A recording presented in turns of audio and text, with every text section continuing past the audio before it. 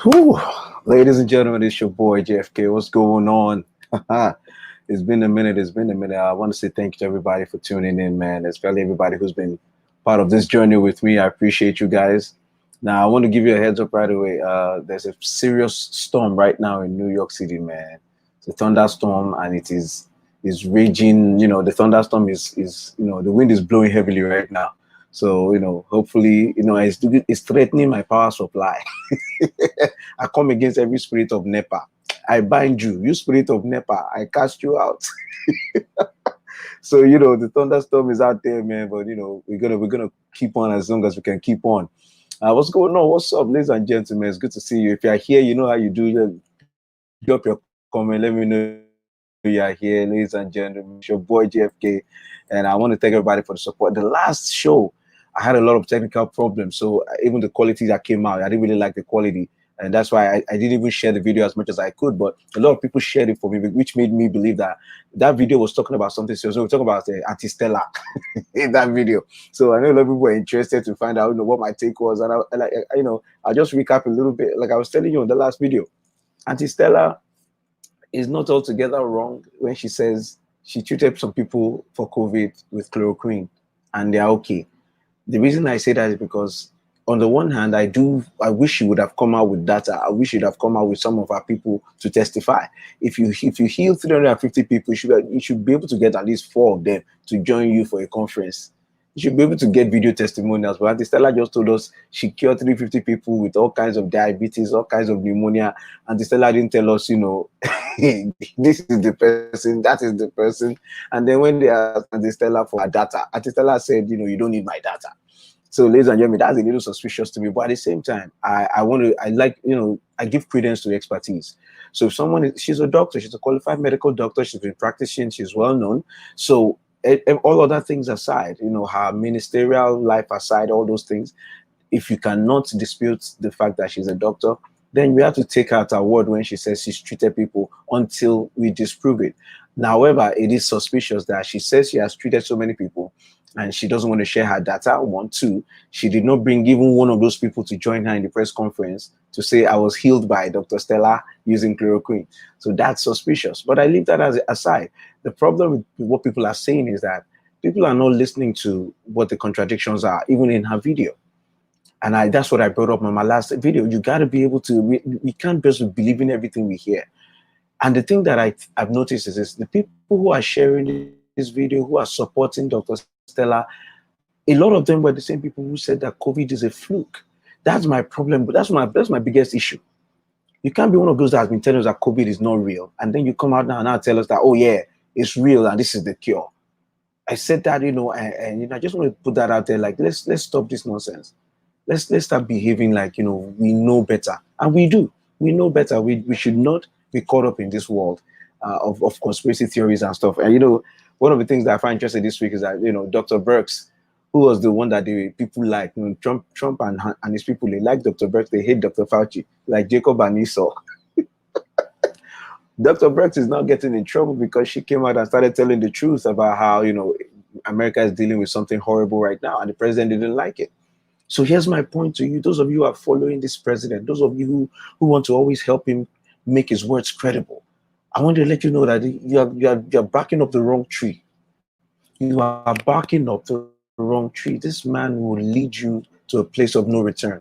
This man will drain you of all your credibility. That's what Donald Trump does. That's what working for him does. That's what supporting him does. Your credibility will disappear. The church is suffering right now. The church is suffering credibility issues right now. Because having given so much support to Donald Trump, the church is finding it hard now to walk back all the things that we have that the church, well, I say the church, let me put that back. Evangelicals have so supported Donald Trump in all the mess and all the nonsense he's done that they're finding it difficult now to come back and say, oh, he's wrong on this, he's wrong on that.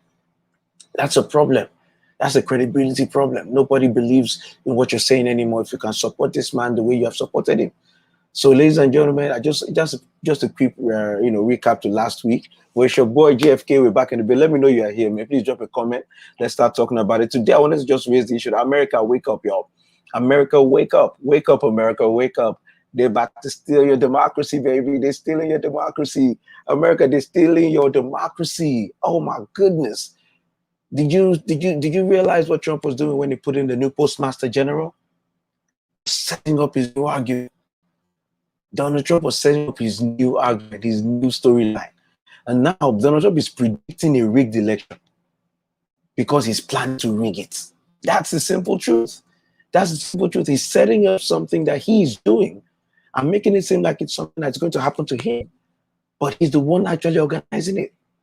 Do you know that today they had to call the Postmaster General to Congress because they've started to notice that they are beginning to slow down the pace of deliveries. And people in their neighborhoods are beginning to notice that their mail is getting late, that their mail is getting delivered maybe the next day instead of the day before. So it's in motion, y'all. The plan is in motion. Captain Lysol has put his boy on watch. And I will tell you something, America, we need to be vigilant. America, you need to be vigilant. You know what I mean? Hey. Sister Larry, did you say stuck in traffic due to this? America, you're exactly right, my sister. Yo, it's not funny. It's not funny. Please get home safe. Get home safe. Get home safe. You know, the storm is coming. Corona has not left. They did not renew the $600 for unemployment, additional money for us to enjoy. They did not renew the moratorium against eviction. So people going to lose their cribs. You're going to be chased out of a storm into a pandemic. Let me rephrase that. You're going to be chased out of your house in a storm during a pandemic with no money. That's where we are, America. That's where we are. This is what you get. This is what you get for saying, every sign that, ladies, if you're here, please, my sisters, let's drop in. My people, let me know you're here, please. If you're here, drop a comment. Let me just say what's up to you. Let me shout you out. It's a stormy day in New York City. I'm praying that the spirit of NEPA will not enter the power supply because the lights are flickering right now, man. The lights are feeling, this electricity is worried right now. So we're going to do the show. Hopefully nothing interrupts us. But let me tell you something. I bind the spirit of NEPA. Every light that is doing like this, I bind you. The storm is heavy right now. But let me tell you something, ladies and gentlemen. Look at it. Do you know what they say when you're dating? Correct me if I'm wrong. My people out there, because my daters will know better.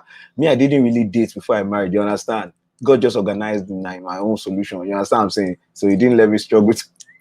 Don't let my wife hear that. He didn't let me struggle as much as some of my other boys. My own struggle came in the waiting, in the patience, because my long distance relationship was 5 years of long distance, no seeing each other. So that was my own struggle. But some people, their struggle is before they find the person. So it's the dating that is the struggle. My own struggle was different.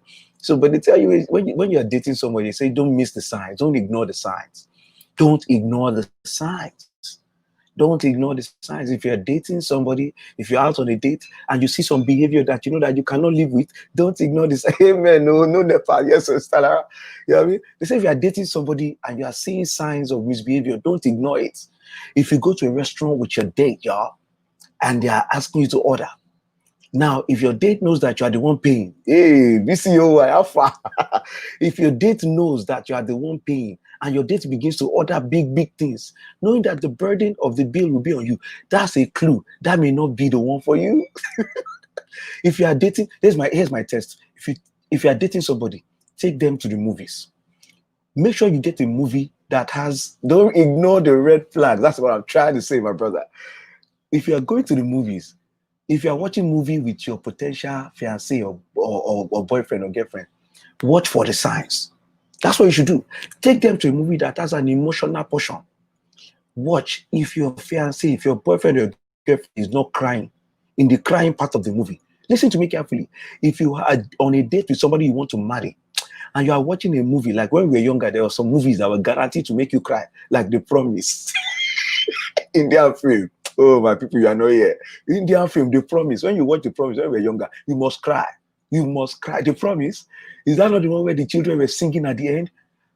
God whose name is love, happy children we. Oh, the tears. Anybody that watched The Promise, please chime in here. If you watch Indian film that made you cry, chime here.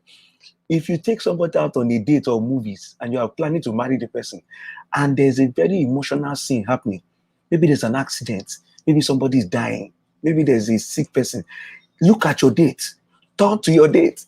If your date is not crying, my guy, run. If your boyfriend or your girlfriend is not crying or is not showing any sign of emotion in an emotional part of a sad movie, that's your clue. That's a red flag. This person has no mercy. I'm telling you, don't marry somebody that is merciless. Don't marry somebody that has no mercy. I'm telling you now. That's what Donald Trump is to America. Donald Trump showed us all the signs of who he is. Donald Trump showed us he's arrogant. Donald Trump is arrogant, careless, abusive. He's all those things. And he showed it to us. Donald Trump showed us who he was before we elected him. Don't ignore the red flags. The red flags that many Americans ignored when voting for Donald Trump as opposed to Hillary is what is now the experience of America. America is in a pandemic, wrapped in a hurricane. Sprinkled upon it is the end of unemployment relief. Now, it is now being served on a platter of economic downturn and unemployment escalation. That's what America is dealing with right now.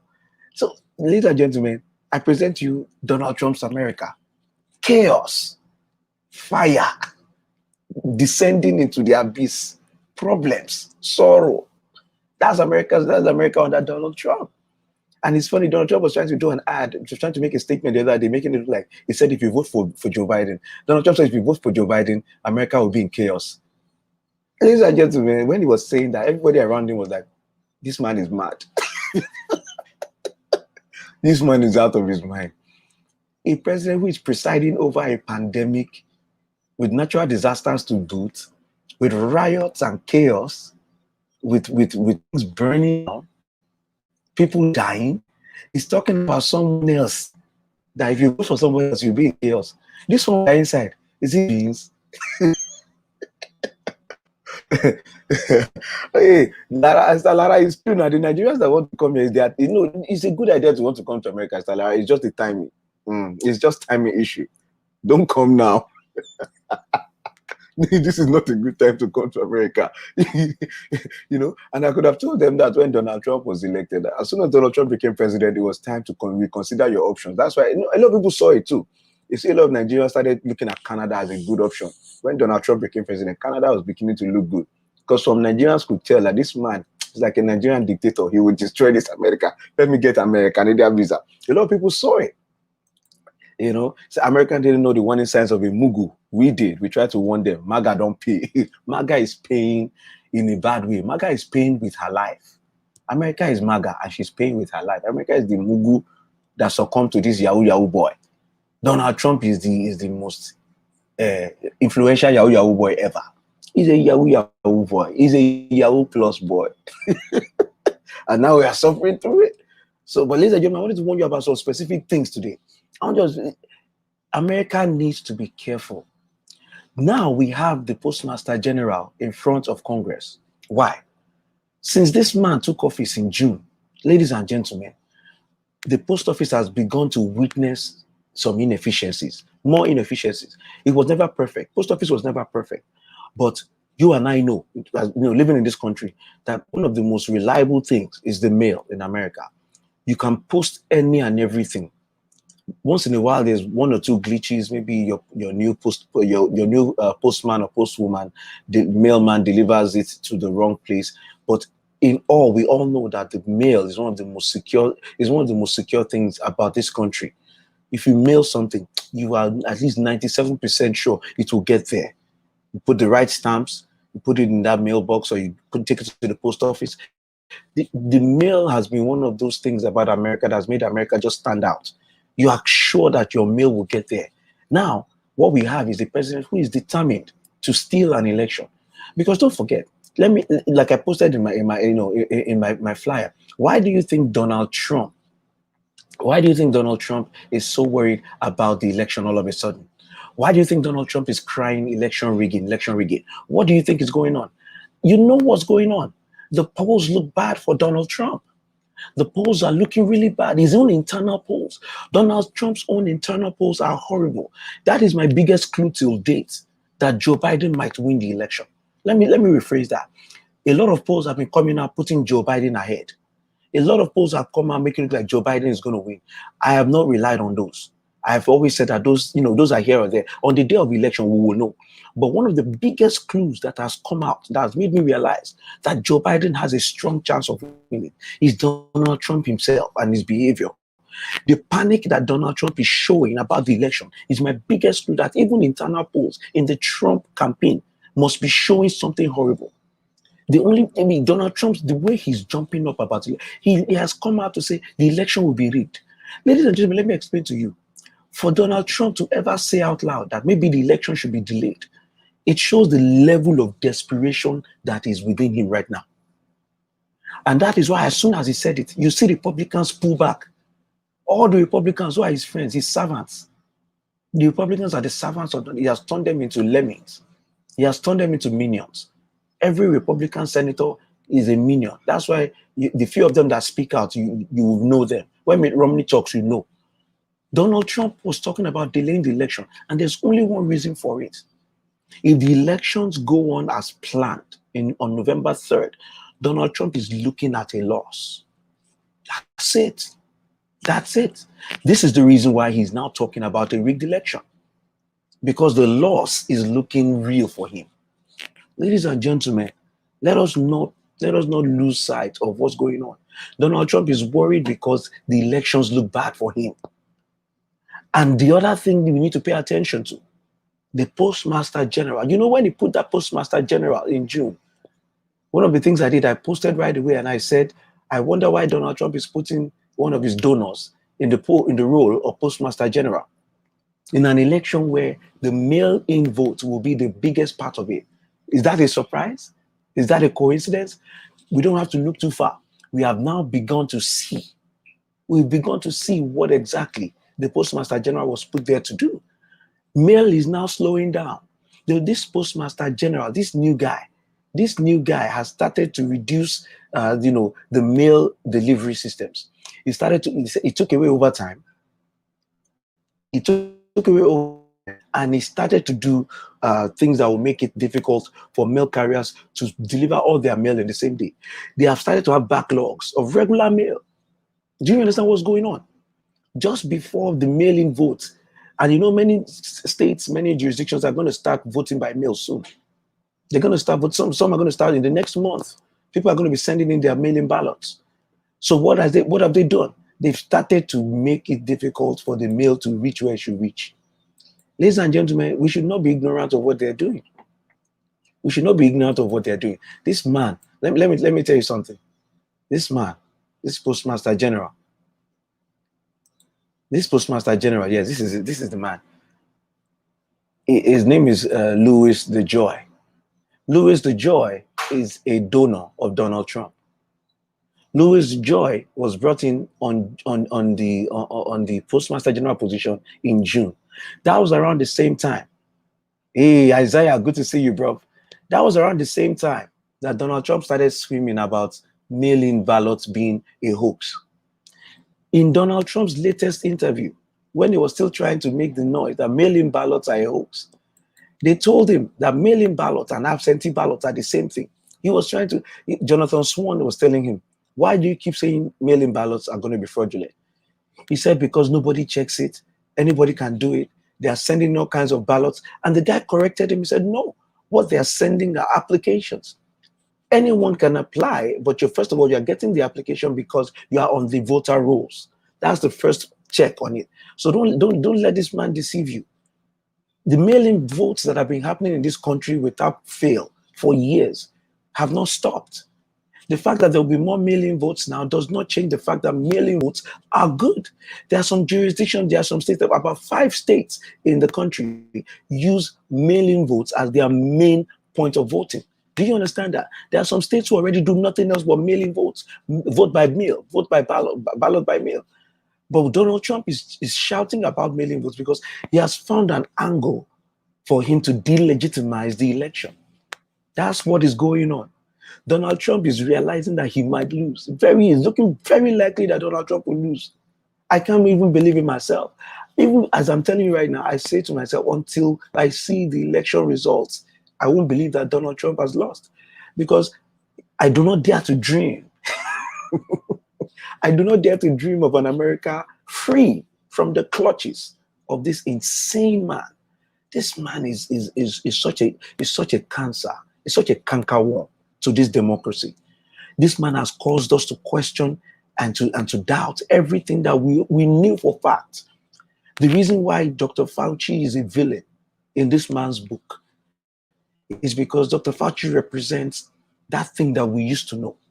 Ladies and gentlemen, I hear my people who challenge Dr. Fauci. I had a conversation with one of my brothers. Yes, Fauci is just a man. The scientists are just men and women. The science is a work in progress. But that does not nullify when we see true science and when we see things that are verifiably true. We should just work with that. Work with the information you have. Let's not have a general culture of just doubting things for doubting's sake. Doubting things because it doesn't fit into your narrative, because it doesn't fit into how you see the world. That will only lead you into trouble. There's a classic example. If I tell you that the train is coming and you're standing on the rail on the tracks, if you're standing on the tracks and a train is coming, because you're backing the train, because you can't hear the train. If I tell you that the train is coming, you should at least look. Now, I understand. Maybe you are saying, I'm your enemy, and if I'm telling you something, it must be wrong.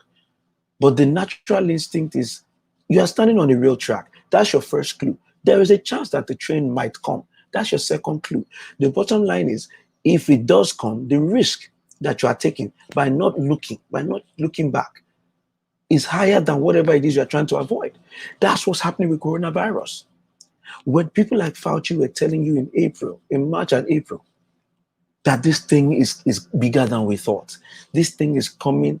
We're going to lose people. Remember when 60,000 Americans dead was the high mark of, if it was going to be bad, it wasn't going to be more than 60K. We reached 100K. And we said, oh my goodness, this must be the height of it. We are now at 150,000 Americans dead. Ladies and gentlemen, we need to stop listening to doubters who have no proof. People who have no proof.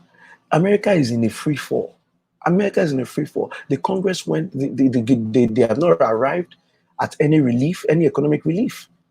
So people are losing the $600 stimulus check. They're losing the check, and evictions are going to start happening because the moratorium on evictions, that thing, maybe you don't understand. There was a moratorium on evictions in the last bill, which said that landlords right now should not be evicting people for non-payment.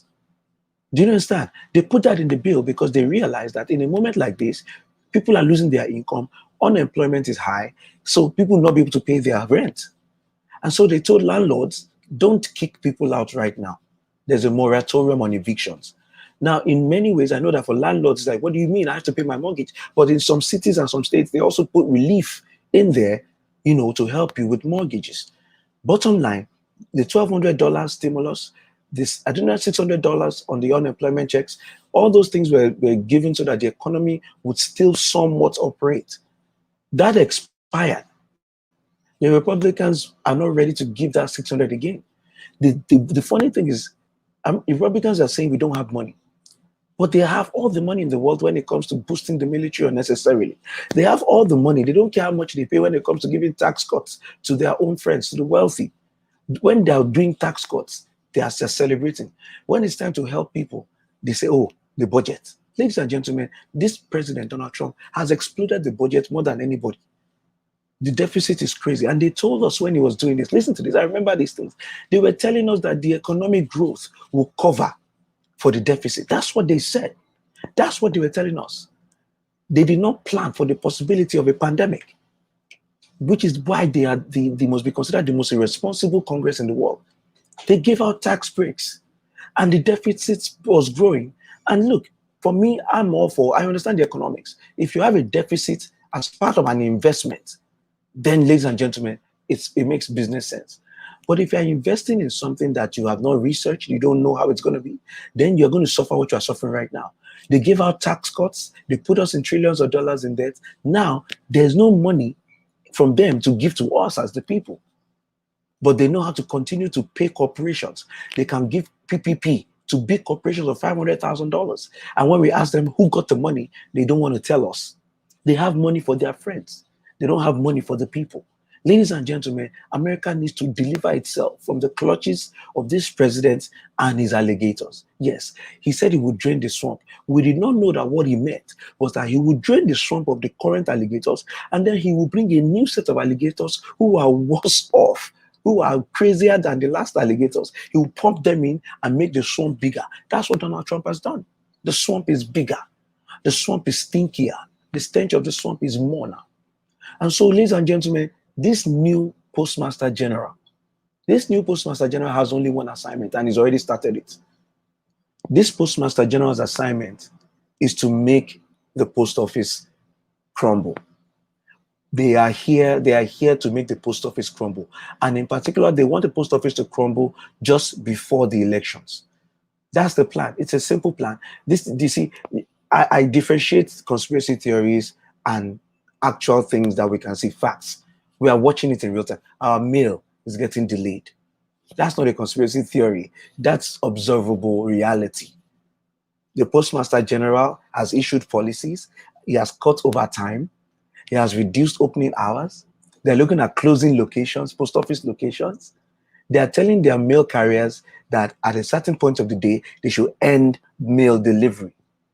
Before this man came to be Postmaster General, mail carriers would finish the deliveries once they were en route.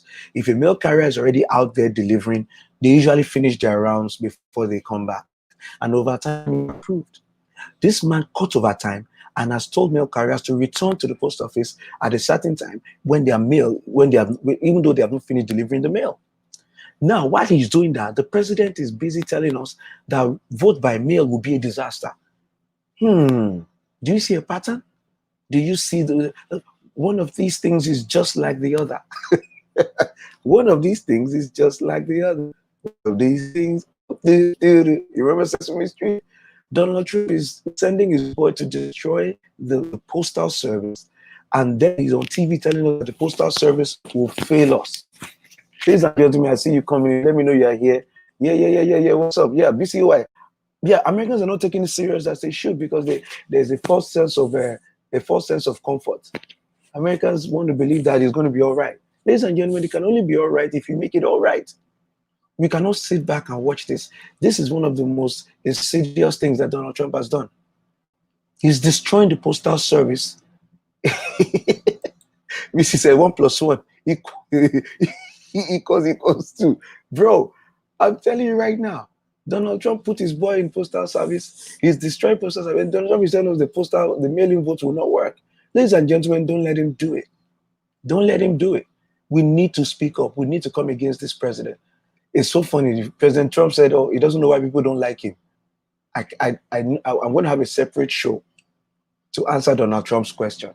Donald Trump is jealous of Dr. Fauci. Do you believe it? Well, you believe it because you know he's a jealous guy. Donald Trump Donald Trump doesn't know how to hide what he's feeling. Donald Trump said, "Why is Fauci getting high ratings, but I'm not? Well, I'm working with Fauci. Why is he getting high ratings, but I'm not?" Can you picture this man? This is the president of the United States. This is the president of the United States. Jealous of his employee. He's jealous of his employee. And it's not as if the employee is doing anything unusual. Fauci is literally just telling us what the science is. The AG, that's exactly, thank you, my brother. That's what Donald Trump has done with the Attorney General. He put an Attorney General in office that will just do his bidding. He's done the same with the Postmaster General. He did the same with the Secretary of Education. His entire cabinet is filled with cronies. The unfortunate thing is that positions like Postmaster General, positions like Attorney General are supposed to be independent of the president. That's the way it's supposed to be. That's the America that has made it so far. This man has undermined everything about America that makes it unique. This is political thuggery. This is political toutery. Donald Trump is behaving like a political tout. A political tout is the one that will send his boys to destroy the polling station on the day of the election so that you will not be able to see any votes to count. I mean, can we all just look at what's going on and be vigilant? We need to speak out against this. Now they have the Postmaster General in front of Congress today to ask him questions like, boy, why is the post all of a sudden getting delayed? Why are you beginning to do these things that we know will make it difficult for the vote by mail to happen? America, let me tell you something. If Donald Trump continues to interrupt the vote by mail, then he has found a way to rig the election while claiming that the election will be rigged. And we need to be vigilant. We need to be vigilant. We need to speak up now. We need to demand from the post office, demand from Postmaster General that he rescind all the policies that he has laid down that is now hampering the post office. We need to make sure that the Postmaster General rescinds all of it. Yeah, they're destroying police stations. Look, the Nigerian election, like one of the elections that made me give up on trying. No, don't let me say I give up. A lot of people have come against me and told me to stop giving up on Nigeria. I will never give up on Nigeria. My name is Oluwafemi Korode. It's too late to give up on Nigeria. My name is a Nigerian name. My blood is Nigerian. If for nothing else, for the sake of pounded yam, I cannot turn my back on my nation. What I'm saying is this. The difference between America and Nigeria during election has always been that in American elections, there's a sense in which you can be confident in the results. Even when there are controversies, the nation as a whole tends to accept results because we trust the system. That's what is why America is considered a great nation. Now, in Nigeria, one of the things we suffer in Nigeria is that we have rarely enjoyed any election that has been considered free and fair. There's almost no election in Nigeria history that people are able to say that was a free and fair election. We've had some elections come close. We've had some elections that were the closest we've been to arriving at a decision that mirrored what the people want. And we all know about Abiola's election. So, but since then, before then and since then, we've not really enjoyed elections that we are comfortable with, that we are happy with. Not state elections, not local government elections, because we have so many features in our system that make it difficult for elections to be carried out properly and appropriately. One of the features of the Nigerian electoral system that is a problem is the use of thugs. We all know about it. During the elections, during the campaigns, one candidate will send thugs to destroy the other candidates' electoral offices. One candidate will send thugs to waylay campaign officials of another candidate. Those are the kind of things we witness as Nigerians. But America has more or less dodged that bullet. America has been able to develop a system where there's some credibility to the American electoral system. It's one of the things that make America great. This man, this Donald Trump fellow, this Yahoo boy, is going at the heart of what makes America America. This Yahoo boy is going to the center of what America stands upon. The rule of law, the Constitution, all of that stands upon free and fair elections. Because it is in the middle, it is with the free and fair elections that people elect the guardians of their democracy. That's the thing. Elections are the places where you're supposed to elect those that will guard this democracy, those that will guard this experiment, those that will move this nation forward. That's what the elections are supposed to do. And that's why America has protected our elections.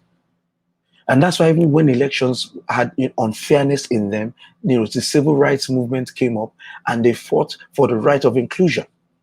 Ladies and gentlemen, America's elections are essential to America's democracy. I mean, it's a bit redundant to say it, but I think we're at the point where we need to start clarifying some things.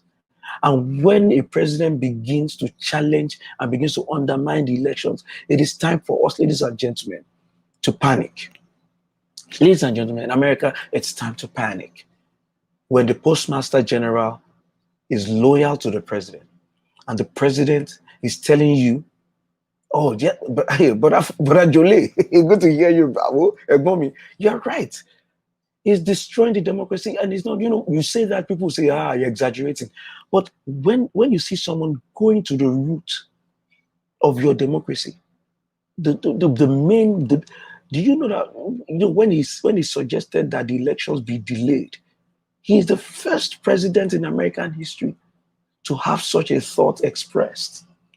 No other president, no other official has said, let's delay the elections, because everyone else understands how important it is for the American elections to hold in the season that it should hold.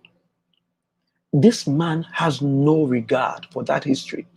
This Yahoo boy called Donald Trump has no regard for what makes America America. He has no sense of history.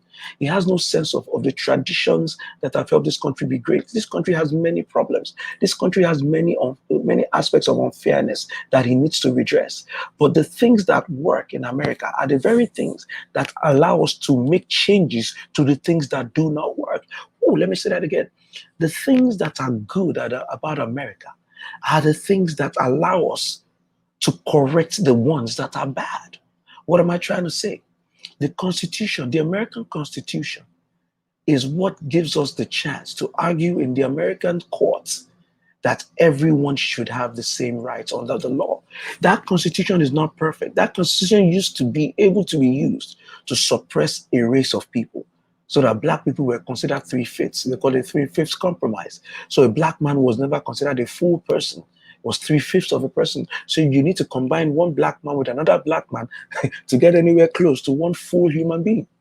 That was constitutionally, argued. It was based on the Constitution. But in the same Constitution, the decision that overturned that, the same Constitution provided the basis to overturn that initial concept of the Constitution. In other words, the same Constitution provided the tools to make that Constitution better. That's what America is. America is a place where the things that are good about it are the tools to repair the things that are bad. So the inequality, the corruption, the injustices, all those things about America that need to change, they are changeable because the Constitution, the rule of law, the court system, freedom of the press, freedom of religion, freedom of expression, freedom of association, all those things are also existing in the same space in America. The institutions of America are the ones that help us make America better. So when you have a president who is focusing and targeting those institutions like a laser, it is time to panic. It is time to be worried. I've never seen anything like this. A man is putting someone in the post office for the sole purpose of turning the post office into rubbish. That is what the Postmaster General is there to do. And he has started. The guy did not waste time. All the rules and policies he has put in place in the post office are designed to make the post office less efficient, less competent. And what do you think that will lead to? When we know that the vote by mail is coming, is it at the time when the post office is supposed to be more efficient and ready to work? Is that the time when a Postmaster General should be removing overtime? Should be closing down polling stations? That is political thuggery. Donald Trump is a tout. And his boys in post office, his attorney general, his postmaster general, they are his touts. They are his political thugs. They are his political hitmen. And they are doing that hit job on this American democracy. And Americans need to wake up and realize what's going on. The post office has been there for years. Even in the midst of email, even in the midst of electronic communication, the post office has still survived. Why? Because it still remains the most reliable method of transmitting items, of transmitting important things, gifts, even with private mailing options, FedEx, DHL, UPS, the post office is still surviving, still there, still doing its thing, because it is still a fundamental piece of this American democracy. And so when your president begins to attack this post office, he's attacking a piece of American history. He's attacking a piece of America's heart. And we said it when we picked a new Postmaster General. I posted it. I said, is anybody else realizing what's going on? Now the Postmaster General is doing what Donald Trump wants. Congress is challenging him today. I am praying, I am hoping that because the Congress was quick to catch what he's doing, that it might affect the rate at which they're destroying the post office. They might reduce the speed. Maybe America will still escape the clutches of this man, because we need to be free of this destruction. This devastation is too much. It's too much. It's bad enough that Donald Trump has no solution for us on coronavirus. It's bad enough that he has been Donald Trump has been working for the virus. Donald Trump has been working for the virus. Donald Trump is an employee of COVID. Coronavirus has enjoyed the best time because of Donald Trump. Coronavirus had to want to spread its wing because the president has been busy spreading misinformation. And so America needs to wake up. We need to be free. We need to be rid of this man. America needs to be rid of this man. We need to get to the point now where the election is not just about Donald Trump. This election is about the Postmaster General. This election is about the Attorney General. This election is about the Secretary of Education. This election is about the Secretary of Transportation. This election is about the Secretary of Housing. Housing. What have you heard about housing in America? What has the Trump administration done to help people get homes, stay in homes, keep their homes? If anything, Donald Trump is removing protections for people. Donald Trump is removing, agencies and programs that are designed to help people get homes. Do you hear him talking to suburban housewives? This man has a brain that is warped. This Yahoo boy is an ignorant Yahoo boy. Donald Trump was talking to housewives, telling them that he's going to protect them from those that are coming with low income housing.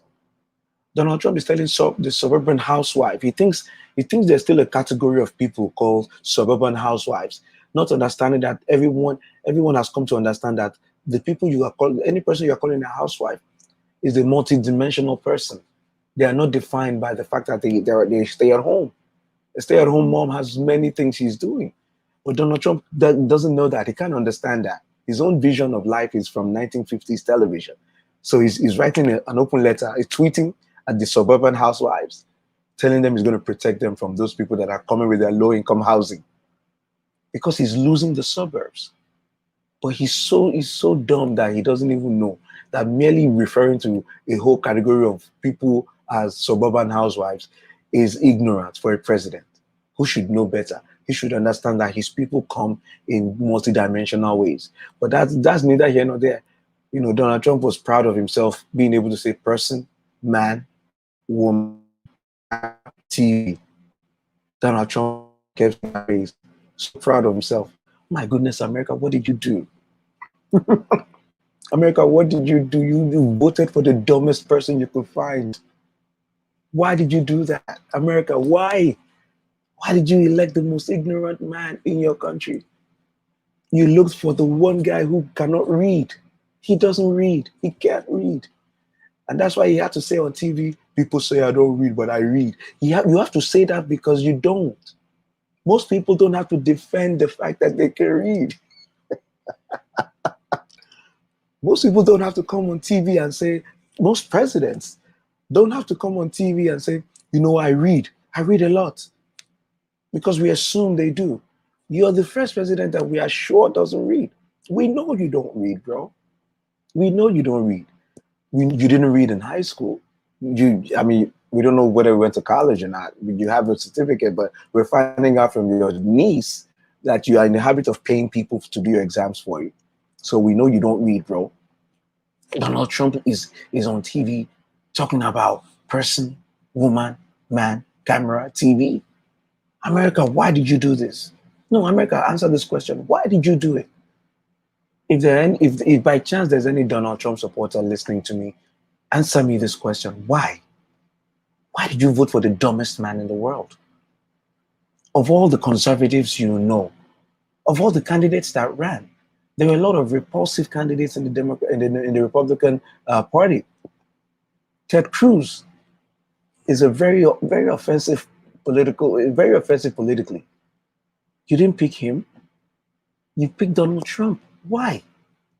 He's the dumbest man in America. Why did you pick him? We are suffering for that choice. America, you are suffering for your ignorant choice. You voted for an ignorant president. And now, coronavirus is destroying you because of ignorance. I am begging you, America, in the next election, correct it. America, correct your mistake. Hey, Rafael Bello, he said Trump is using his regime to suppress all meaningful avenues to make it easier for him to be elected. First, social media CEOs are now Postmaster General. Exactly right. He's putting all the pieces in place so that he can remain in office, even if he loses the election. That's what he's trying to do. I am betting that the American system will survive this man. That's my bet. Chime in if you think I'm naive, but I believe America will survive this man. I believe America will make it. I believe America will get through it. Ladies and gentlemen, now let me move on to another issue. We're still on the issue of children going back to school. I don't know if you guys saw the reports that are coming out. Did you hear about the camp where the children went back for camp and the coronavirus basically took over? The coronavirus took over the camp, and now they had to close the camp. Ladies and gentlemen, I mean, it's not rocket science, but at the same time, maybe it is. The coronavirus took over the camp, and they had to close the camp because out of 300 people, ladies and gentlemen, about 260 people got corona, and they were mostly kids. Do you remember me? I don't know. For those of you who are watching my show, I did a show where I was asking the question, what makes people think that corona will not affect children? I don't understand this. What is it about corona that makes you think that it will not affect children? Everything we've heard about corona has been to tell us that we were wrong. We were wrong. We were wrong about corona. We thought they didn't know it was being spread by non-symptomatic people. We found out it was. It wasn't supposed to be airborne, but we found out that if you speak, if you shout, if you yell, if you sneeze, if you cough, the way you project the droplets makes it relatively airborne for a while. We found out that you can get it by touching surfaces. Everything we have been finding about this corona is to tell us that it is not a normal, it's not a disease that we are used to. So for people to definitely come out and start telling us that, oh, it doesn't affect children, it's like, bro, the summer camp that opened up is your experiment. My problem is this: when the summer camp opens up and they get corona, what are you waiting for? What other proof do we need? What other proof do we need that we shouldn't be using our children as an experiment? Don't use the kids for this experiment. Don't send the kids to school unless you have parameters in place to keep them safe. That's the thing that bothers me. People who are talking about sending kids to school, but none of those people will engage you in a conversation on how you keep them safe when they are there. What is this? What is this kind of new mindset that allows us to make our children into experiments? COVID can catch children. It's catching them. The studies are now coming out showing that children can catch COVID and they can carry it. And especially for children, apparently COVID stays in their nasal passages. So that's their own special thing. Haba. Why would we pretend like we don't know how to read? Donald Trump is ignorant. We don't have to be. Donald Trump is a moron. We don't have to be. America. Your president is arrogant and selfish. You don't have to be. Your president is living in denial. You don't have to live in denial. That's my point, America. Donald Trump can be all these things. America doesn't have to be those things.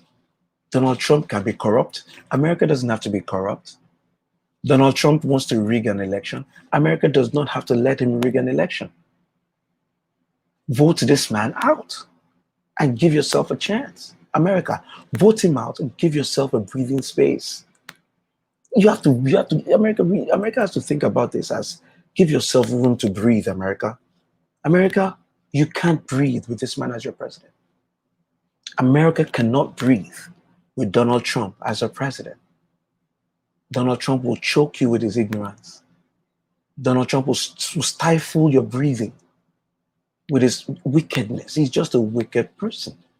He couldn't even give kind words to John Lewis. They asked him about John Lewis. This Yahoo boy, this man of no substance, had the nerve to keep telling us he didn't come to my inauguration. Why would he come to your inauguration? You spent your entire campaign denigrating Black people, people with disabilities, Muslims, and here he's a man who's lived his life for civil rights. So just based on principle, he needed to protest you. But here's my point. While he's alive and while you're alive, you can have those arguments. But when he dies, it's an opportunity for you to say, I disagreed with him, but I recognize, I respect what he stood for. That would not have been so hard. But Donald Trump, pettiness is not a word to use for Donald Trump. He's a small man. He's mentally small. He's emotionally small. And I got my copy of the book of Mary Trump's book. I got the copy and I've been reading it, and I understand where Donald comes from. Poor Donald. He was never loved. He was never loved. And when he showed a little bit of kindness, Daddy Trump took it out of him. That's why he has no compassion left.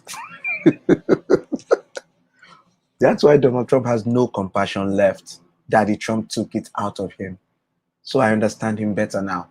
But understanding him, it does not mean that we should allow him to be president. This man is unfit for this office. 150,000 Americans are dead as part of the proof that he's unfit for this office. America is experiencing a rise in corona when many nations are beginning to figure out how to drop it down to the lowest levels. American leadership is non-existent in the world.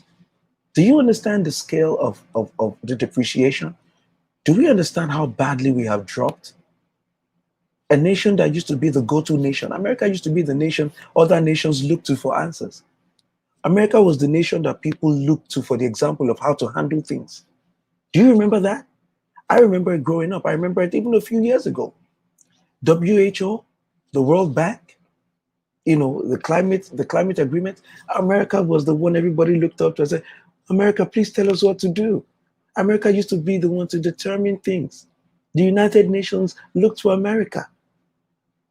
Do you know what has happened? America is not even on the radar anymore. Nations don't even bother. The coronavirus pandemic, people are looking at Germany. People are looking at New Zealand. People are looking at those countries for examples of how to get rid of corona. Nobody's asking whether America is a pariah. People are shaking their heads when they look at America. Look at America. 150,000 are dead. It's having COVID spikes. Economy is in shambles. Civil rights is under attack. Their president is talking about delaying the elections. The president of the United States is predicting a rigged election in America. America is getting destroyed. Russia is paying Taliban operatives money to assassinate American soldiers, and America is quiet on it. And the American president had a meeting with Vladimir Putin and didn't even raise it. Ladies and gentlemen, please chime in, talk to me as you're coming in. We're talking about how America has gone to rubbish under this man. America is behaving like that student that did not study for the exam, but he's waiting for the other students who studied so they can cheat from their book. That's what America is doing. Because our president is ignorant and clueless, and he's too arrogant to admit that he messed up. Donald Trump is trying to pretend like he's always taking coronavirus seriously, as if we don't remember all his comments and all his posts, everything he said about how we have it under. He's still claiming he has it under control. Please tell me, if this is what it looks like when Donald Trump has corona under control, if this is what America looks like when it has something under control, please tell me, what will it look like if we lose control? No, guys, please chime in. Maybe I'm the one that's overreacting. Donald Trump is claiming that America has coronavirus under control. Ladies and gentlemen, if this is what control looks like, what will it look like if Donald Trump had no control? If America didn't have control, what would be the number of people dead? Because at 150,000, still dying in August, and they're projecting close to 180 by the end of August. Ladies and gentlemen, I don't know why this man is still president. In some other nations, a man presiding over a nation of this kind of chaos would have stepped down. But we don't have that. So again, I'm begging you, let us not use our children as experiments in this coronavirus. The studies are now coming out to tell us that children are not immune from it. Please. And don't bring out another pandemic video telling us that children are immune and they're just lying. Children are getting sick. We knew about the Kawasaki disease. That was an offshoot of the coronavirus. It affected very few number of children, but it was the first signal we had that this coronavirus can manifest in children in different ways. And I'm telling you, that camp is the biggest example we have. The camp opened up for a week. Ladies and gentlemen, the camp was open for a week. There were about 300 people in the camp. Most of the people in the camp were children.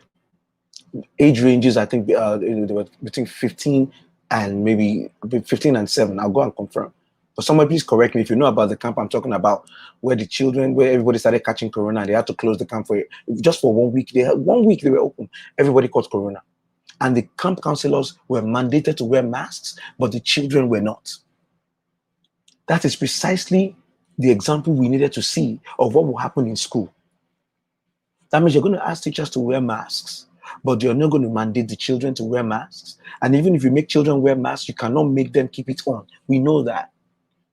Even grown-ups, even me, when I wear a mask and I go somewhere, I look for an opportunity to step out, to remove the mask for a minute. It's uncomfortable. This is what we've been telling everybody. It's not comfortable, but we are doing it because we know that right now it's one of the things that can help us to overcome the pandemic. Sometimes seat belts will cut through. I remember when I went to go for my shows, MC gigs, and I wear my nice shirt. I want the shirt to be, I iron the shirt, starch it out, shirt is good to go. But then I get in my car and I put on the seat belt and the shirt is rumpled right there where the seat belt goes, right there. Especially because of my biacula, not a six-pack, a biacula. So I put the strap on, my tie, I have to lift it over the thing, otherwise it gets crumpled. It's there's discomfort in wearing seat belts. It's discomfort, but you do because it's going to be there to keep you safe. It's better to have it than not to. That's the same with masks. Masks are not a miracle cure for anything. But we know that, like someone even commented, because of how much masks we are wearing, because of corona, they begin to realize that the allergy season is not as dangerous. In other words, people are not having the same amount of allergies. People are not expressing their allergies as much as the previous years because people are wearing masks. So pollen is not getting into people's noses as much. So masks, they're effective. I'm not here to argue that because I think by now we know. By now we know. We're not like Louis Gohmert. Louis Gohmert got coronavirus. This is a man famous for walking through the halls of Congress wearing no mask. Louis Gohmert is one of the most unusual characters in American politics. Louis Gohmert is one of the people who says the most ignorant things. Louis Gohmert is somebody who is just ignorant, racist, is everything you would hate to see in Congress. Now, he walked around Congress with no mask. Now he caught corona. He had the nerve to come out and say that he thinks that his corona came when he wore a mask. Ladies and gentlemen, these are people we're dealing with. That's why Trump supporters are people that I mean, I've said it, there are categories of Trump supporters. There are those who voted for Trump, they are not his supporters per se. They thought they would prefer him to Hillary. There are those who voted for Donald Trump because they knew he would benefit them economically. If you are in the higher tax bracket and you're looking at the Donald Trump and the Hillary Clinton, you know that the Donald Trump is likely to give you the kind of tax break which he eventually signed off on that will make you a multi-millionaire. You know that. So you can vote for him based on that. So those who have economic interest in making Donald Trump president, all the CEOs, all the big men, they knew that Donald Trump will watch out for them. Real estate owners, developers, they knew that Donald Trump will watch out for them because they know he's selfish enough to watch out for himself. As a real estate developer, they knew that Donald Trump would do things that would favor real estate developers. So they voted for, they would want him to win. Do you understand what I'm trying to say? So there are different categories of people that voted for Donald Trump. Add them to the categories of people that did not vote at all and just felt like, let the chips fall where they may. But there's a category of people who are considered Trump supporters to the core. Those are the most fascinating people to me. I don't know what kind of mind they have. I don't know how they think. I don't know how they live. But for them to sit in this time, and I want to ask them that question, do you still think Donald Trump is the best thing for America? Look at where we are. The economy he used to shout about. God knows how to humble people. Donald Trump was so braggadocious about the economy, an economy he didn't build, an economy he inherited. It was always annoying to me. Donald Trump will brag about the economy. His supporters will brag about the economy. And I'm sitting there looking at an economy that Barack Obama brought from 10% unemployment to 4.1% unemployment at the time he left. And you didn't brag. Donald Trump brought the unemployment from 4.1 to 3.5, thereabouts. And he started throwing a parade that he built the greatest economy. What economy did he build? He built on someone's hard work. But then again, that's Donald Trump for you. Put his name on the building someone else built. People who work for Donald Trump build buildings for him. They want to ask for their money. They have to sue him to court. And they have to take crumbs from bankruptcy. That's why New York doesn't like Donald Trump. A lot of people who work for Donald Trump, construction workers, contractors who work for Donald Trump, were stiffed by this man. He didn't pay the money. Donald Trump doesn't pay. That's why when Donald Trump needed lawyers, he couldn't get the best lawyers, because every lawyer in New York worth their salt. At that level, they knew that Donald Trump is a deadbeat. He's a deadbeat. He doesn't pay his bills. He never did. That's why his bankruptcies were numerous. He doesn't know math. He doesn't know math. He cannot manage anything. I was saying this so from day one. People were telling me, oh, you just hate him, you just hate him. Then I got quiet for a while. I just allowed the manifestation to show. Now that we all see, this man is a horrible manager. This man cannot manage a fast food restaurant.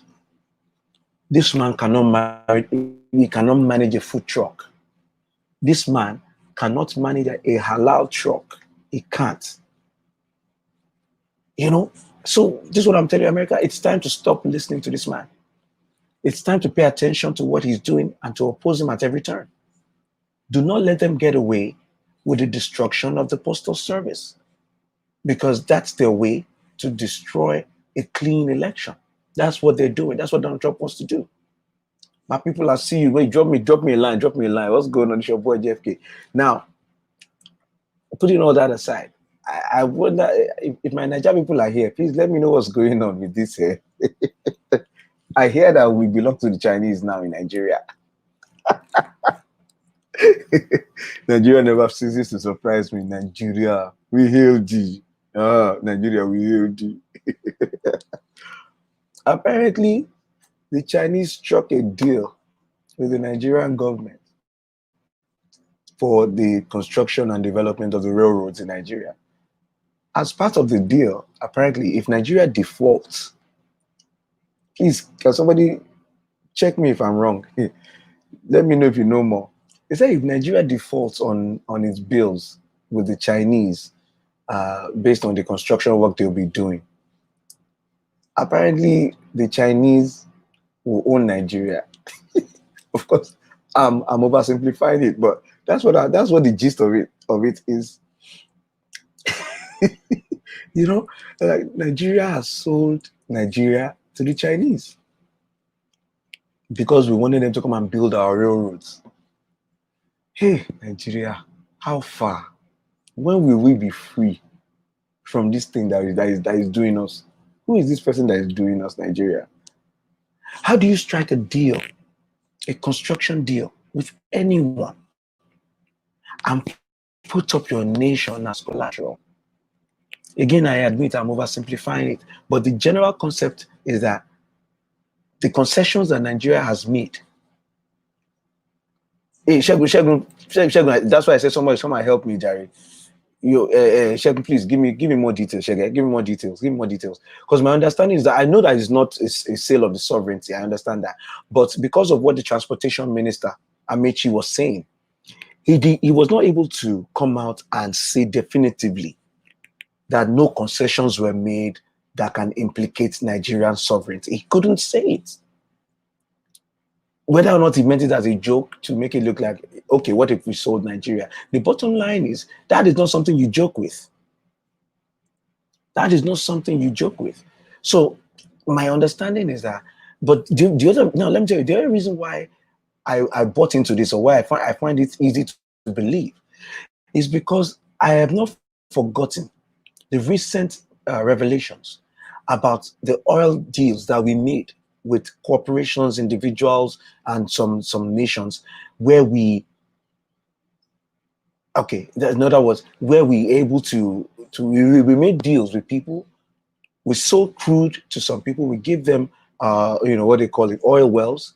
But in exchange, we did not get the returns that we deserved. And then it turns out that in many ways, we set the deals we signed, the contracts were contracts that from the beginning were set up for us to fail. And as such, we ended up owing people who were supposed to pay us.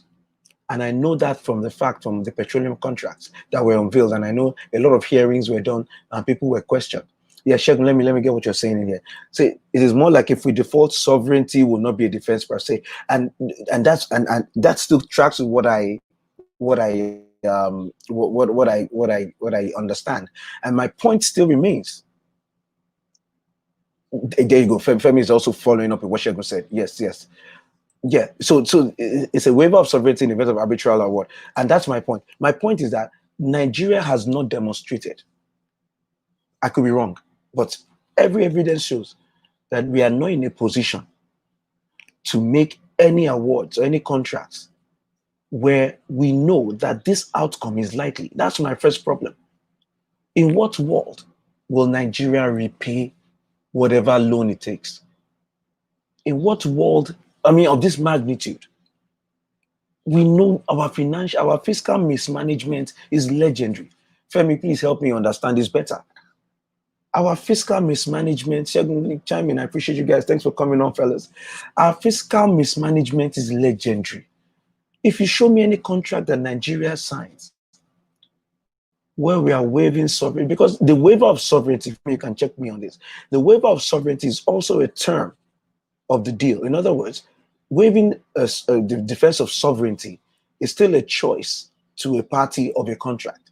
So in other words, if we have a contract and one party says, in order for them to execute or to agree with the contract, that they want one party to waive one of its defenses, which is sovereignty in this case, then the terms of the agreement have to be so weighted in favor of the sovereign nation that the exchange of that waiver, because when a nation waives its sovereignty, it's giving a huge award to the other party.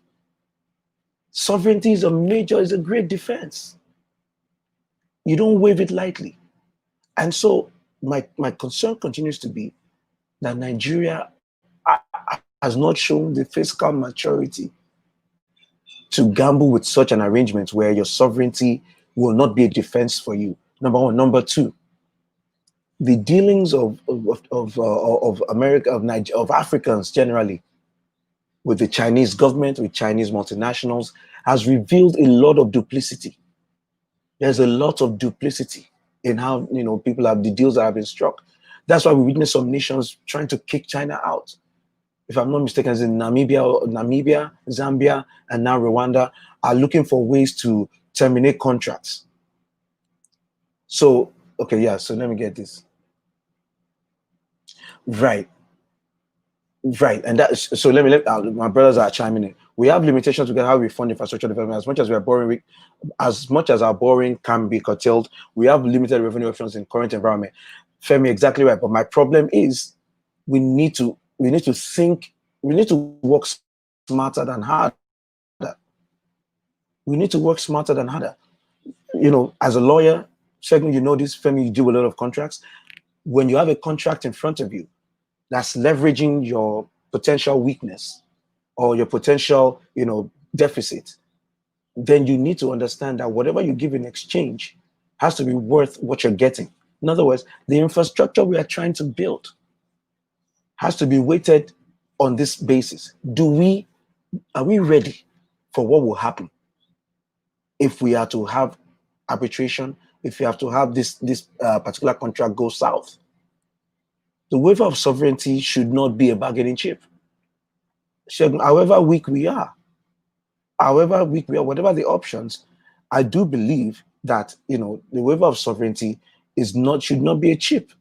It should not be a chip. It's an intangible thing that you're giving up for the infrastructure deal. Again, the infrastructure deal itself is something where this is not the first deal Nigeria has struck with China, if I'm not mistaken. This is not the first deal we've struck with other nations. There's litigation everywhere for all the things we do.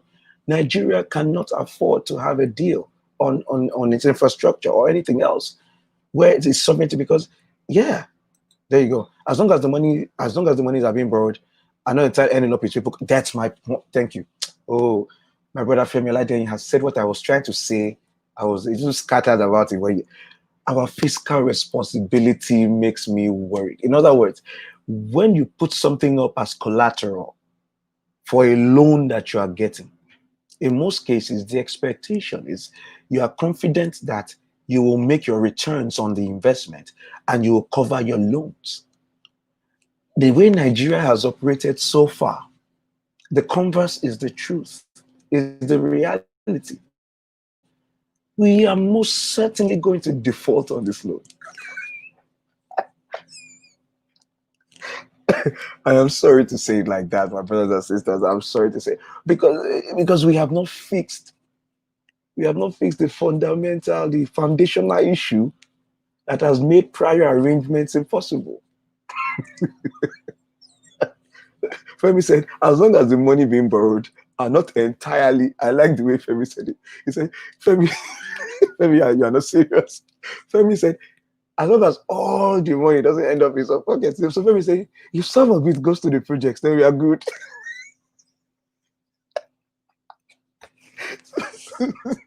so, so we have to beg them, please don't chop all the money. Because now that we have removed our sovereignty as a defense, these guys can take our shirt. This guy can sue our pants off. So here's the thing. It's a leverage. I mean, I can easily see China saying, we're not going to build any railroads if you're going to use sovereignty as a defense and we're going to be high and dry. That's on their part. That's smart beginning. That's a smart negotiation on their part. We are the ones who have to think about what we have to lose when we are waiving defenses. That's all I'm saying. Femi said it's true. They must steal now. It's the DNA. Hey, Lord help Jesus. But Femi, that's the problem. If it's the DNA to steal, that DNA has no limitations on the amount to be stolen. The Nigerian capacity for complete and total embezzlement is without measure, is without a peer, is without a rival. When we embezzle, sir, when we embezzle, I mean, it would be beautiful if it wasn't horrible. When Nigerians embezzle, when Nigerian officials embezzle, they do it at a scale that entire nations will be able to feed off of a portion of the money that some people embezzle. Nigerians, when you talk about billions and billions of dollars, at that level, you can feed nations. Okay, Shegun says, I know it's hard to argue that we have a president Shegun, you are touching a nerve with me right now. It's hard to argue we have a president who is actively presidential. Shegun, there's no argument. There's no argument. We do not have a president who is presidential. We just don't. We never did. We never did. Femi's on the road tonight. He said, I was going to say only God can help us, but then they invoke his name when they are stealing. They even pray that God will help them to steal. Nigeria, which way? No, but back to Shegun's point, my problem is, let me put it this way. When the elections were going on, I realized the dilemma that Nigerians were in, right? For all intents and purposes, effectively, Nigerians had a choice between a thief and a man who was asleep. Nigerian chose the sleeping man. My concern at the time was, The third options that were ridiculed. I understand that all these people that were running third party, they are small boys and girls. They have no value. I would have just hoped the Nigerians would show a little more enthusiasm for a third option. That's all. I understand the elections were not free and fair. There was rigging, but just anecdotally, just even on Facebook, just on the streets, I would have preferred to see Nigerians just show that they cared enough, that they were upset enough to vote for anything else but those two options. That is what really upset me in the last election. It just seemed that Nigerians just took for granted the fact that it's going to be either of these two guys. No one else is running, which was not the case. But in addition to that, Nigerians were mocking the third party candidates. I think that's the thing that I can't get over. I think that's what hurt me the most. Showore, Mogalu, I forget her name more. I keep because her name is so. Is it Ekwesili? Ekwesili. Somebody please correct me. Shegun, correct me. These people were running as third party candidates, and they made some waves. That's how we know their names. It wasn't as if they were so obscure that we didn't hear about them at all. We know about them because they made some waves. And what really hurt me is Nigerians just mocked them endlessly. Nigerians mocked them online. They called Showore, a pothead. They said Amubo because he suggested that we should try to make some revenue from marijuana and not just wholesale deny marijuana as a revenue source just because of cultural considerations. It turns out there are nations right now that are enjoying the benefits of marijuana as a medicine, marijuana, hemp, as a material, for textile. It's like so in other words, his idea that was ridiculed as rubbish and the rantings of a madman are being adopted by nations of caliber, Canada, Israel, using the marijuana market, the hemp market, to see what they could do with that to get revenue. But Nigerians mocked it. That was a joke to everybody. That was a joke. And when he got arrested for revolution now, a few people stood up for it. People were like, hey, serves him right. Now, Nigeria, are you not wishing there was a revolution? Because the state of the country right now is as such that there's no direction. Correct me if I'm wrong. Those of us who are living there, I always defer to my guys on ground. But even from the people I know who are there, just learning today, there's some businesses that just started up that I was still excited about. The government has started to destroy them with regulations, and regulations are normally okay. I'm an advocate for regulation in capitalist systems because otherwise people will cheat, the corporations will cheat. But the unique thing about Nigeria is that regulations seem to be imposed for the single purpose of enriching officials, with the effect of just stifling innovation. Regulations in Nigeria are the things that American politicians project. American politicians make it look like regulations in America are bad for business. I disagree with that because I feel like without the regulations, the pollution level will be higher, as we are seeing now when Trump started rolling back regulations. Air quality, water quality, all those things are beginning to be questionable because companies can now dump toxic waste in places where before they would not dare because of the EPA. The EPA has been defanged in America. They've reduced the number of people working on these issues. They've withdrawn cases from court. Obi Ezekwesili, thank you. Thank you, my brother. So, people like that were running in Nigeria. And if you listen to what they were saying, maybe their grammar was too much. I agree. Especially that other brother, what's his name? Fela Durotoye. That brother was speaking too much grammar.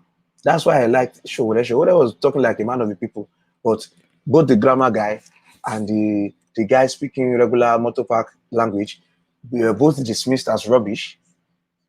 Kingsley Moghalu was a decent candidate. It was a decent candidate, but Nigerians just never seem to. I don't know, guys. Femi, Shegun, my Niger guys, please explain to me maybe why I'm getting. Nigerians are just not willing to listen. Nigerians are not, I mean, I say Nigerians, of course, I mean some, but I think enough Nigerians to make a majority. Nigerians are not just, it seems Nigerians are not willing to look elsewhere. It seems Nigerians are just determined to continue in this cycle with the same people. 2023 is coming very soon. I've lost hope already because I feel Nigerians will only elect again a member of these elite political groups, and we're going to end up in the same place. After all, PDP politicians are joining APC.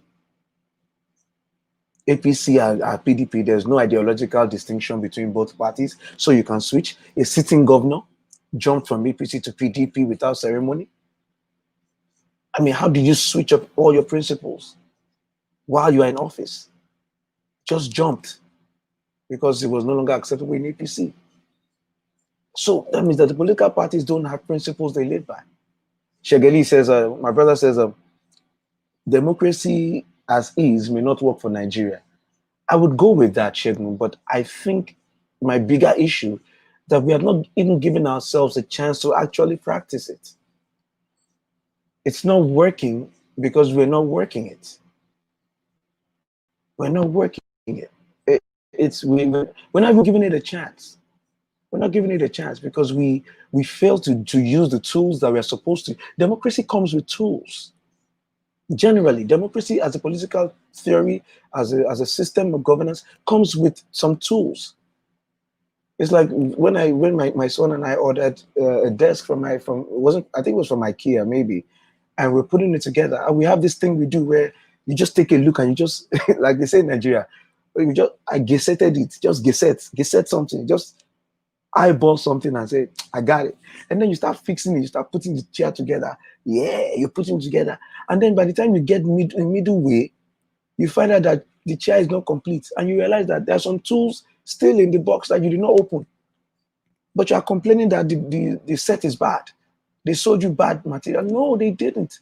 You didn't use all the tools and the screws.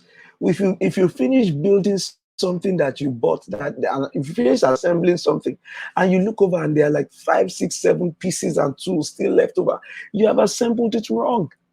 And you probably did it without looking at the manual. That's why you are where you are. So don't get angry at the contraption.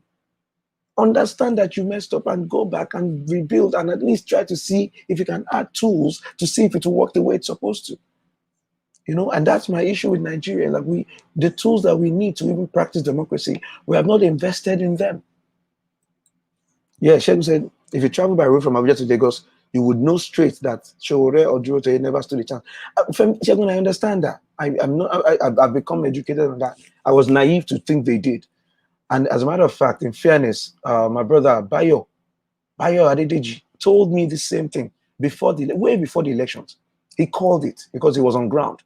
And he told me, he said, Brad Femi, look, if you go to Nigeria right now, if you go into Abuja, not to forget Abuja, if you go to some deep parts, even of the southwest, they don't know who Showore is. They've never heard of him. They don't know Fela Durotoye. They never heard of him.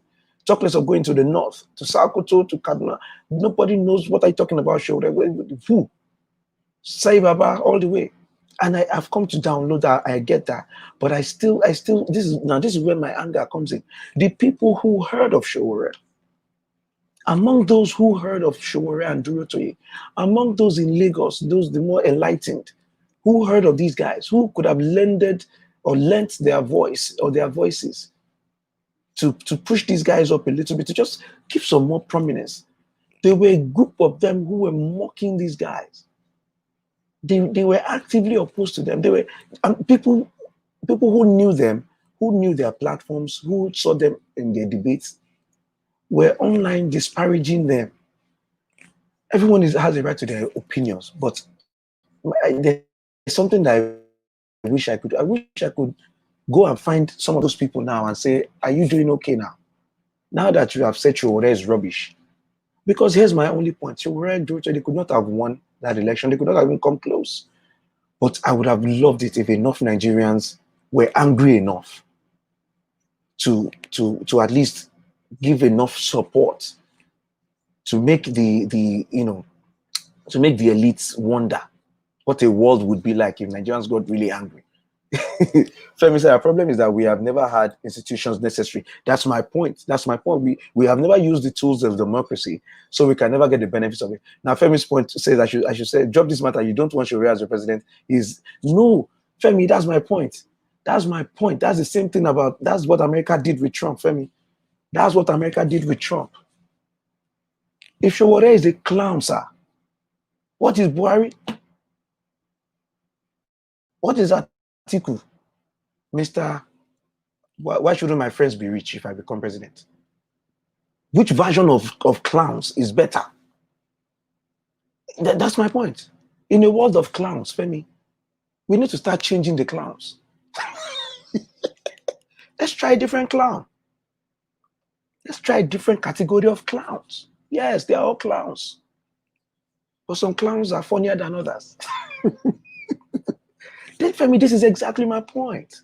There is no world in which a Buhari that could not answer questions in a town hall should be president of a nation of Nigerians with PhDs and just big brains. No, forget academic achievements.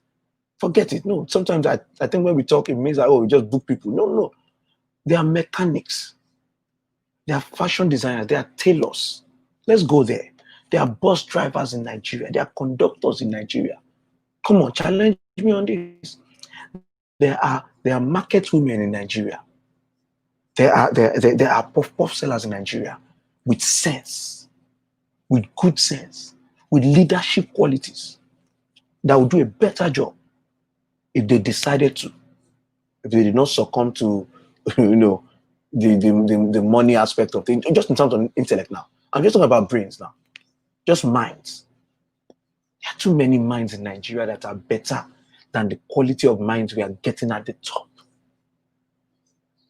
Say what you will about Showore, he's not as ignorant as Buhari. That's for sure. That's math. That's science. You can disagree with him.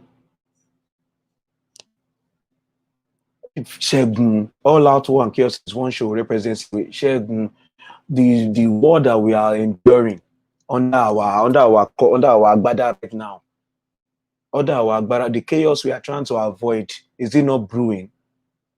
Is it not brewing? The herdsmen that are killing farmers, is that not chaos? My point is that this is the fear of the chaos that is keeping us subservient to these current guys who are serving us another kind of chaos that is benefiting them. Is what I'm thinking. At a certain point, we begin to do the math and say, is it worth it? Is it worth it? The chaos we are trying to avoid, the chaos we are bottling up, is bubbling under. Is a powder keg. Now, thank God, Nigeria's tolerance for struggle is high. So they can loot us till we are blind and we'll still be smiling. We have a gift. Nigerians have a gift. As long as, we are still breathing, we continue to believe. You know what I mean? But we need a radical change. I use Showore as an example, not because I think he's the best solution, but honestly, we need to try something different first. We need to try something different. We should be tired of this cycle. We should be tired of this cycle. If the fear is that Showore will bring war, then my question is it him not being president? Is that the thing that is keeping us from having war? It is not. I believe that Nigerians are not at war because Nigerians' appetite for war is limited. Thank God for that. Thank God for that. Nigeria, as much as Biafran agitation has been strong and heavy, that next step of actually starting the violence and starting the beheadings and shootings, there's something that is holding people back from it. I'm hoping it's God's mercy. But I don't agree. I don't believe that, a Showore presidency is the thing that will take us into war, because I feel like if we give the chance for we need a new perspective on governance. We just need new governance. The suffering we are suffering for things that we shouldn't. We're suffering for things that we shouldn't. 90% of young Nigerians don't have voters cards. Those who have didn't bother to come out to vote. Our problems are deep seated. It's part of my conversation. It's part of my conversation. And that's why but think about it. It is the same young Nigerians that are available to be sent out as thugs to disrupt electoral to polling booths. So they don't even need a voters card to affect the election. They don't need a voters card to affect. They are the ones that they are the weapons. They are the instruments of war in the hands of the elites. So 90% of them don't have voters card, but they will enter a mole to go to a polling station and chase everybody away. They will take the ballot into the bush and stamp it for their guy. They are the political thugs that people rely on. Look at what happened in Lorry, in Offa, where they arrested those robbers, and it turns out that they are political thugs that were being used by Saraki during election.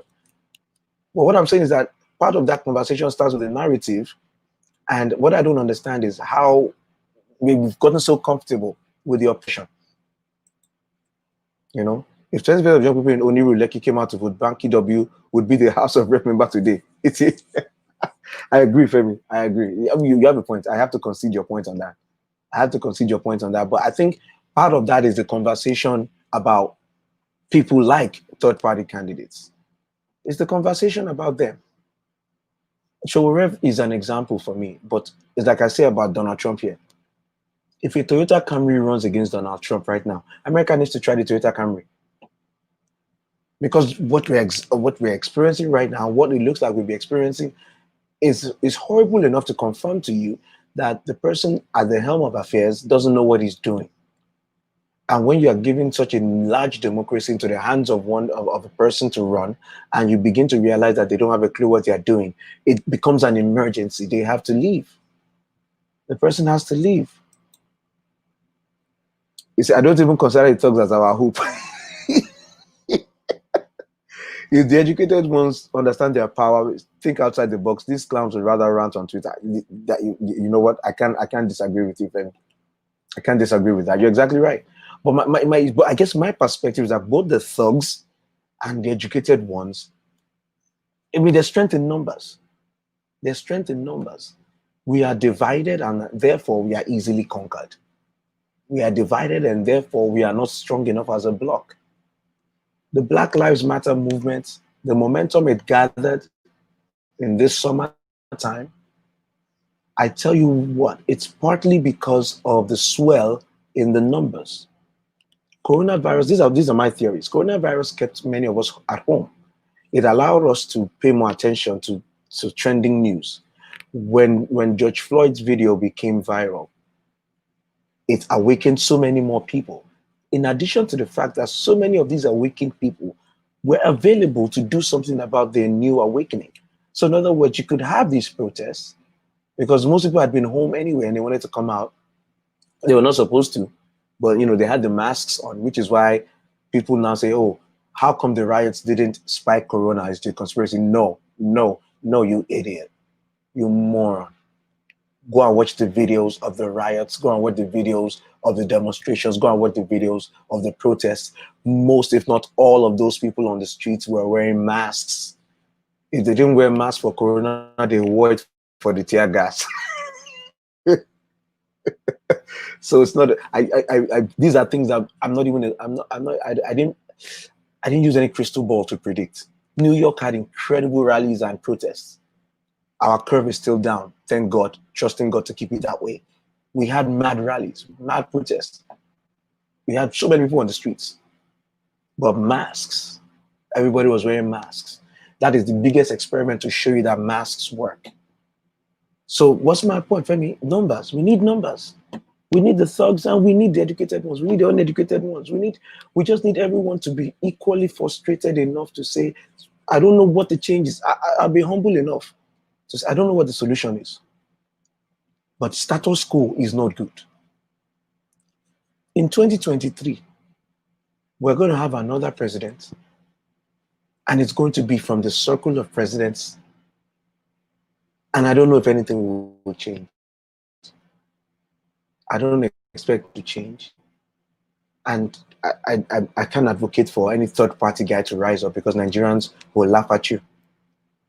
If you say Showore is ridiculous, was Durotoye also ridiculous? Was Mogalu also ridiculous? Have they always been ridiculous, or did they just become ridiculous during that election? And were they worse during the campaign than the president who could not answer a question in a town hall? Was Mogalu so awful that he could not be considered an option, even for the elite, for the education? Forget about those that didn't hear about him. What can you do about that? But for those that heard about these guys, if all those who heard Mogalu speak, if all those who followed Durotoye and who followed Shore, if all of them decided to turn their backs on the Buharis and Atikus of this world, we would have seen a little nudge. We would have seen a little movement in the needle. Something would have shifted. But no, there were too many. There were those who gave up on the concept entirely. Like, it doesn't matter. These guys will never win. There's no point. They are nothing. And there were those who were actively working for those elites against them. And for me, it's just like, it must mean that we are okay with the suffering. The suffering is okay. Suffering is not too bad. And that's where I am with Nigeria. I feel like Nigerians just believe that the suffering is okay. Even with Corona, Nigerians, suffering is okay. We are okay with the suffering. I hope that changes. We deserve better. Nigeria deserves better. We are too gifted. We are too talented. We have too many resources to suffer like this. That's my only thing. Our potential is so much more greater than our current situation. And like my brothers are saying here, you're right. It's not a question of, even thinking outside the box. Because if we did, we would be into this mess. But we don't even want to. And that's my point, Femi. I think the box, we are so comfortable in the box that we will not even listen to anyone that is suggesting us to think outside of it. And that, I think, is my biggest concern. That we're not ready to even have a conversation outside of that box. And that's why people like Shore to me is an example that whatever his faults, whatever his issues, whatever the fears with Shore, I don't know that they are any worse than where we are. The chaos we're trying to avoid is happening. The war we're trying to avoid, thank God we're not in a full-blown war. I grant you that. But we have many wars. The insecurity that Nigerians are dealing with are many aggressions, microaggressions, micro wars. If you tally up the losses of lives, from the skirmishes, from the attacks, from the village attacks, if you tally it up, we are rivaling the toll of some wars, of some civil wars, in the thousands. The number of people we've lost, depending on how far back you go. If you go back into the Jonathan era, you'll be seeing the loss of life piling up. When Boko Haram was still at the peak, you will see the loss of life piling up. When the herdsmen came in, you see the loss of life, the kidnappings, you see the loss of life, armed robberies generally, just the general state of insecurity. The casualties of our war, or of these incidents are rivaling casualties that you get from the war. The chaos and the war is happening, but it's happening in small doses. I don't know. I mean, that has its advantages and benefits, but I am looking for a way in which we can be done with the war generally. Ladies and gentlemen, it's your boy JFK, man. Thank you for hanging out with me today. About to shut it down, and I'll say big shout out to Femi Olade, Shegun Korode, my brother of life. My guys, my Naija fool closed out the show with me, man. BCOY in the building. Lara DJ started the show with me, man. That's what's up. Brother Jule, I'll see you. Listen, man. So next week we'll catch up on a few things. There's a lot going on, but we need to be watchful. Please pay attention to the Postmaster General and what they're doing with the post office. Let's start writing letters to the Postmaster General. Let's start calling out the Postmaster General. Tell the Postmaster General not to effect Donald Trump's dictatorship agenda. That's what's going on right now. Postmaster General should not help Donald Trump to rig the election. That's what's going on right now. He's in front of Congress today. I hope they made some way in keeping him from doing what he's doing. Because American elections, have been free and fair for the most part, and vote by mail has been without problems until this president started saying that there are problems with vote by mail and is now actively creating the problems. We need to stop that. He wants to fulfill his own prophecy. Let us not allow him. Ladies and gentlemen, it's your boy JFK. I'll catch you up again on the next episode. Right now, we're looking to consolidate and have our shows just on the Tuesdays, and then we'll take it from there. Have a good one, man. It's your boy. Later.